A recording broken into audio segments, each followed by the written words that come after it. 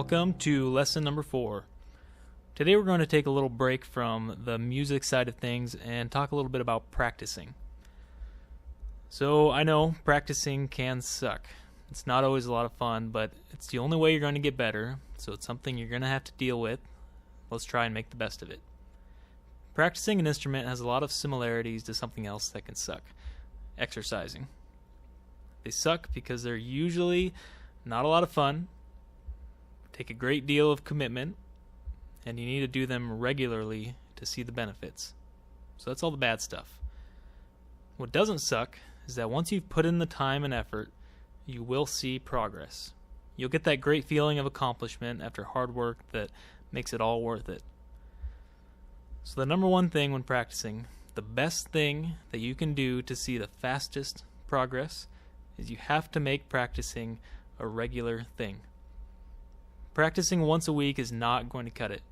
And I can hear you thinking, yeah, duh, but I really need to stress this because it's so hard to make this a regular thing, especially if you're doing self-study lessons and no one is holding you accountable.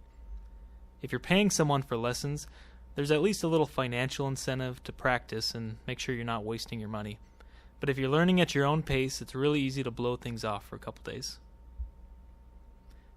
The best way to make practicing a regular thing is to make it part of your daily routine. So one way to do that would be to set a specific time each day. So maybe every weekday at 5 o'clock you sit down for 20 minutes and practice.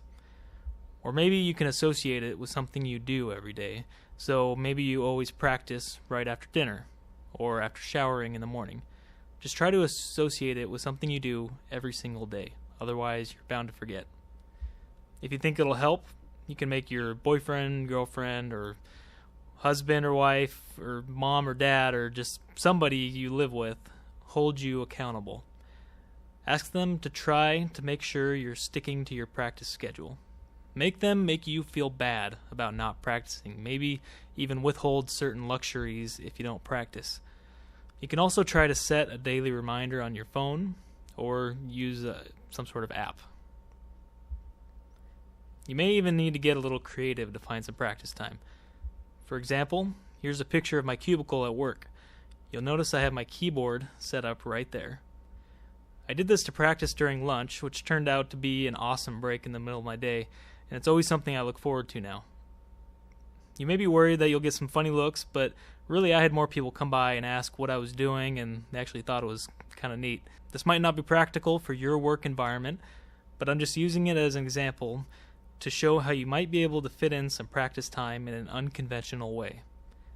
If you don't want to take your keyboard to your office, maybe you can just watch a lesson video on your lunch break and then go through the exercises and worksheet when you get home that day. Ultimately, it does come down to you, and if you want to see progress, you're going to have to sit down and practice. So here's my goal for you.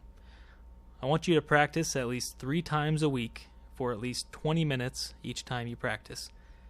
An easy schedule you can try to keep is this. You could use one practice day to watch one of the lesson videos, then use the next day to go through the worksheet for that lesson, then use the third day to review the worksheet to make sure the info sticks and to go over the exercises one more time. Then the next week you can move on to the next lesson and repeat this. This might be a little excessive for these early lessons because we're keeping things so simple. Right now, you might be able to cruise through these lessons without any issues, but as we move on and get into more difficult topics, you're going to need more than one day to tackle each lesson.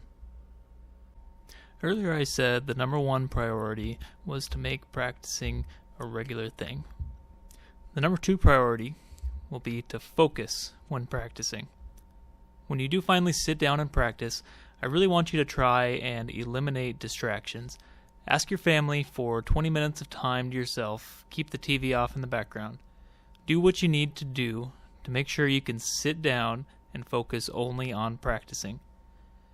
If you're using a keyboard with headphones, this can help you keep the distractions out, but it can be a little harder if you're practicing on an acoustic piano in the middle of a busy house. So what I want you to do is strive for real, effective practice. To do effective practice, you really need to apply yourself to what you're doing, and that means focusing. Just because you sat down for 20 minutes and banged on some keys doesn't really mean you practiced. Lastly, when you are practicing, don't be afraid to slow things down. When you're learning a new piece, the most important thing is focusing on playing the correct notes with the correct fingers, and not focusing on playing it up to speed right away. If you focus on precision and accuracy first, speed will come naturally. The last thing I'll leave you with is this quote from writer Dorothy Parker, and she said, "I hate writing, I love having written." I find this quote to be really interesting and applicable to almost anything that can be frustrating but is ultimately worth doing. In this case, you could say, I hate practicing, I love having practiced. When I sit down and play through a piece that I've really put in the time and effort to learn inside and out, it just feels really good.